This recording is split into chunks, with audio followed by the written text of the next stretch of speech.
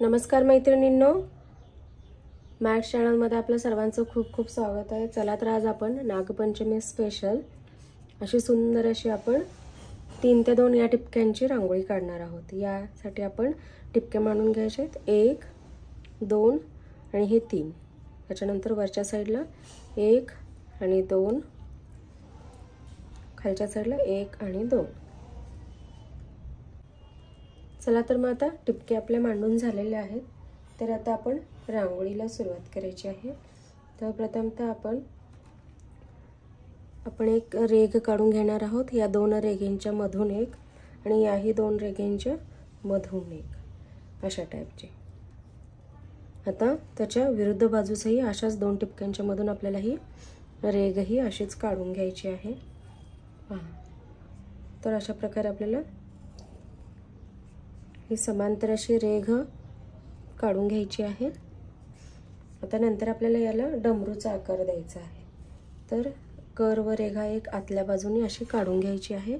दोन्ही बाजूला अशाच प्रकारे कर्व रेघा काढून घ्यायच्या आहेत। आता त्याच्या पुढच्या साइडनेही आपल्याला अशाच प्रकारे कर्व रेघ ही काढून घ्यायची आहे। दोन्ही बाजूस अशाच प्रकारे कर्व रेघा काढून घ्यायची। आता ह्या बिंदूच्या साइडला आपल्याला 3-3 रेघा काढायच्या तिथे 1 2 आणि हे 3। तर याही बाजूला 3 रेघा 1 2 आणि हे 3। तर आता आपण जो डमरू काढलेला आहे त्याच्यामध्येही आपल्याला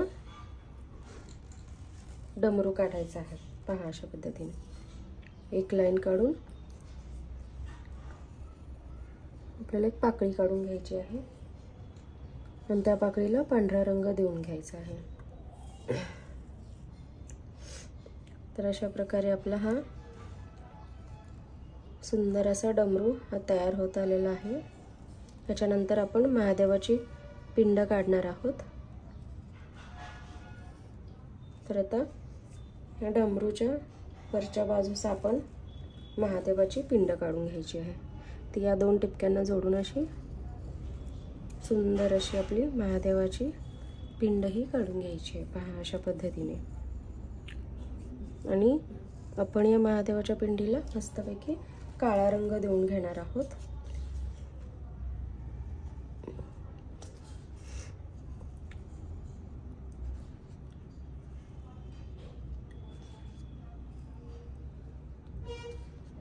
पहा, तर किती सुंदर असं आपलं नागपंचमी स्पेशल ही रांगोळी तयार होणार आहे।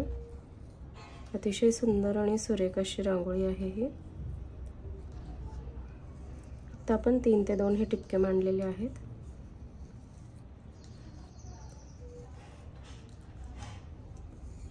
तर आता आपलं हे महादेवाची पिंड जी आहे त्याला रंग देऊन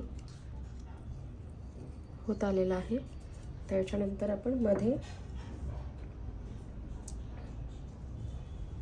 हे भिंतीपट्टा ओढणार आहोत। त्यासाठी आपण 4 रेघा ओढायच्या आहेत 1 2 3 आणि ही 4। त्याच्यानंतर आपल्याला गोल गोल असं करून घ्यायचं आहे प्रत्येकच रेघेला। पहा, अशा पद्धतीने। याच्यानंतर आपल्याला मध्ये लाल एक टिपका देऊन त्याला प्रेस करून घ्यायचं आहे। तर ही झाली आपली महादेवाची पिंड।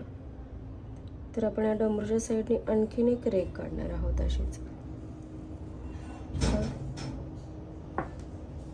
चला तर आता वरच्या साईडला आपल्याला नागोबाची प्रतिकृती काढायची आहे। तर त्यासाठी आपण थोडीशी जागा करून घेऊयात आधी। पहा, आता आपण या साईडला अशा प्रकारे कर्व रेघ काढलेली आहे। दोन्ही साईडला कर्व रेघ आपण ही काढलेली आहे।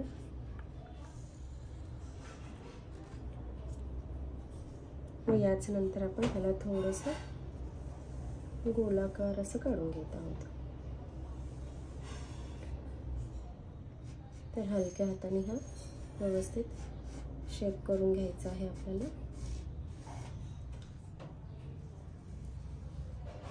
तर याच्यानंतर आपल्याला या साईडला अशाच ह्या 2 रेघा काढून घ्यायच्या आहेत। अशा साईडने अशी एक रेघ काढून घ्यायची आहे. परफेक्ट असं नागोबाचा लुक आपल्याला द्यायचा आहे.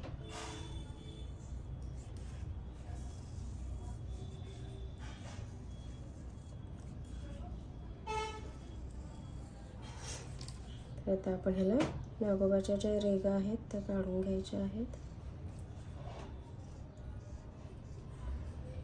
एकदम परफेक्ट अशी आपण नागोबाची, आता हे आपण नागोबाच्या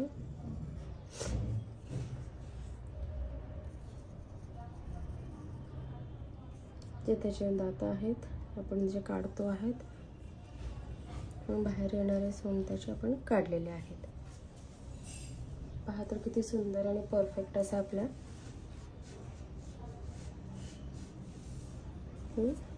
नागोबाची प्रतिकृती आलेली आहे. तर आता आपण खालच्या साईडला त्याचे वेटोळे काढून घेणार आहोत. एक करवर एक काढलेली आहे जवळच, त्याच्यानंतर लांबून एक काढलेली आहे.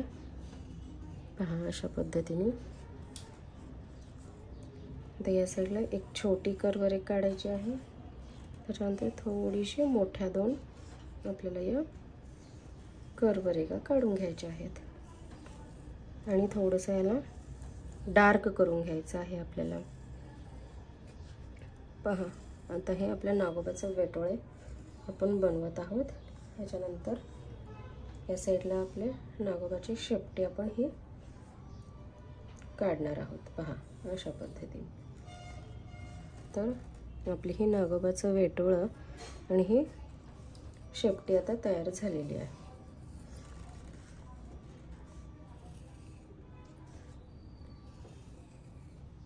तर आपल्या डमरूचे जे धागे असतात आणि त्याला दोन ज्या गुंड्या असतात त्या आपण काढून घेत आहोत अशा पद्धतीने. त्याच्यानंतर आपण या साईडला दोन फुले, या साईडला दोन फुलं काढणार आहोत. त्याआधी आपण पिवळ्या जे पांढऱ्या टिपके आहेत तिथे दोन फुलं काढणार आहोत. त्याला आपण आधी प्रेस करून पसरवून घेणार आहोत. त्याच्यामध्ये आपण लाल टिपका देणार आहोत आणि याच्यानंतर आपण त्याच्या साईडनी छोटे छोटे डॉट देऊन घ्यायचे आहेत.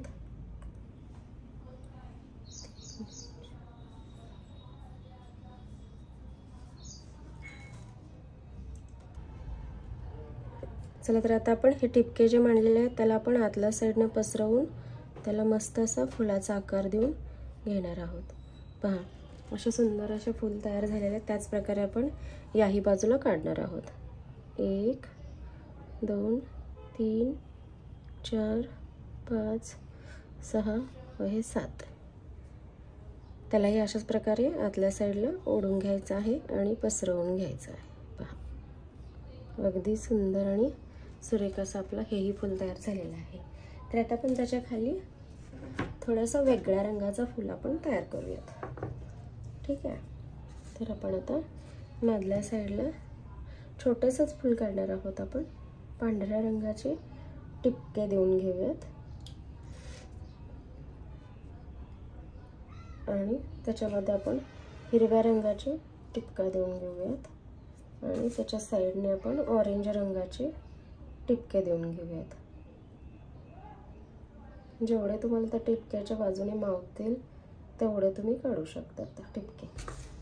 तर अशा पद्धतीने आपण हे टिपके काढून मस्तपैकी ऑरेंज किंवा भगव्या रंगाचं आपण हे फूल काढून घेणार आहोत. तर आता मस्तपैकी आतल्या साईडने असे पसरवून घ्यायचं आहे.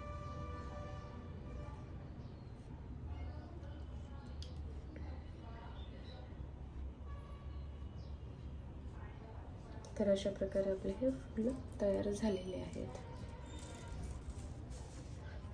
तर आता मस्तपैकी आपण आता डमरूलाही थोडासा फेंट असा रेडिश रंग देऊन घेणार आहोत.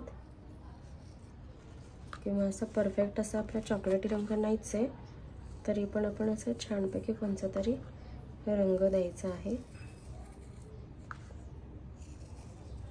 जेणेकरून रांगोळी कलरफुल आणि परफेक्ट अशी दिसायला हवी.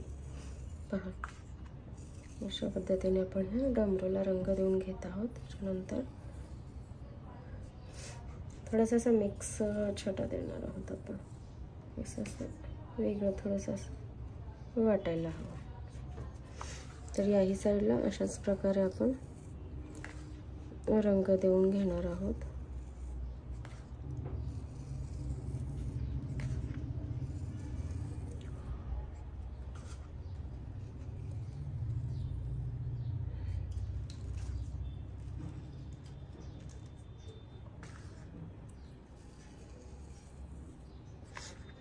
अगदी परफेक्ट असा रंग हा नागाचा आलेला आहे.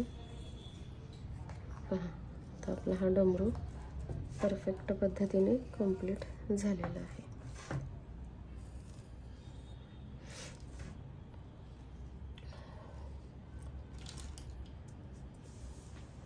परत आपण नागोबाच्या फणालाही मस्तपैकी असा रंग देऊया. तर आता आपण याला रेड कलरचा रंग देणार आहोत.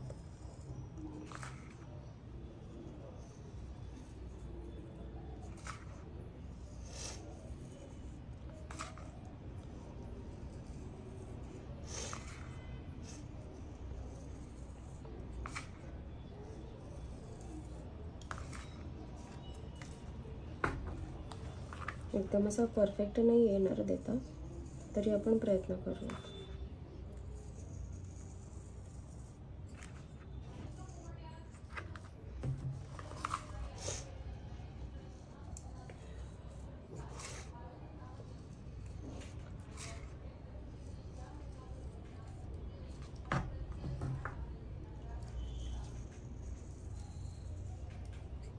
थोडासा काळपट रंग असतो आपला हा, तरी आपण देण्याचा प्रयत्न करूयात. एकदम रेडिश पण नसतो, तर आपण थोडासा परफेक्ट असा द्यायचा प्रयत्न करूयात. पहा, अशा पद्धतीने थोडासा काळसर रंग पण ॲड करत आहे.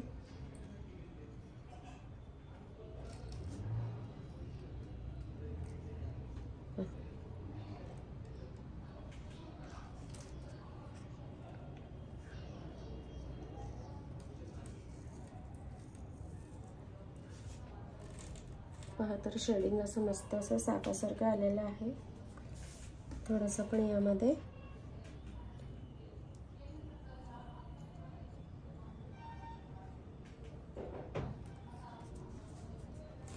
पहा, तर किती मस्त असा नागोबाचा परफेक्ट रंग आलेला आहे. तर आता आपण त्याच्या शेपटीला आणि ते आपण ज्याचे वेटोळे काढलेले आहेत त्यालाही अशाच प्रकारे आपण रंग देऊन घ्यायचा आहे.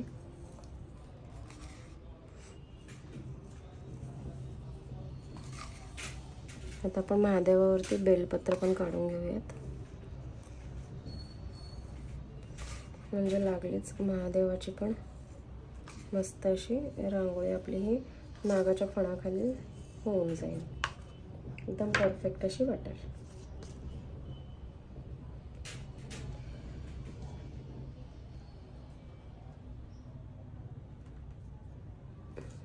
फिकटसा असा रंग द्यायचा आहे, काळा रंग, सुंदर असं वाटलं. तर अशा प्रकारे आपलं मस्त. आता आपण महादेवाच्या पिंडीला आणखीन एकदा पांढऱ्या रांगोळीने डेकोरेट करूयात.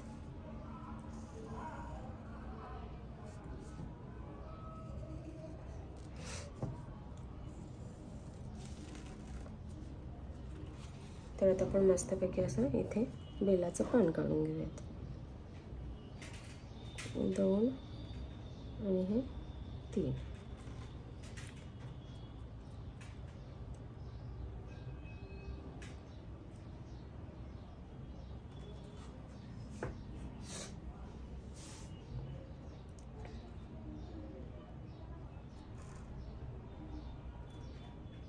पहा, अशा पद्धतीचं मस्त असं आपलं बेलाचं पान परफेक्ट असं तयार झालेलं आहे.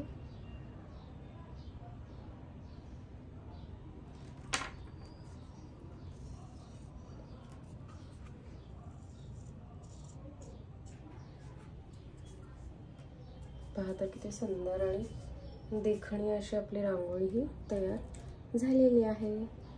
रांगोळी शेवटपर्यंत पाहिल्याबद्दल सर्वांच्या मनापासून खूप खूप धन्यवाद. अशाच नेहमी कलरफुल रांगोळ्या पाहत राहा व नेहमी घरादारासमोर अंगणासमोर रांगोळींनी घर नेहमी सजवत राहा. Thank you so much for watching this video. Thanks a lot. Thank you.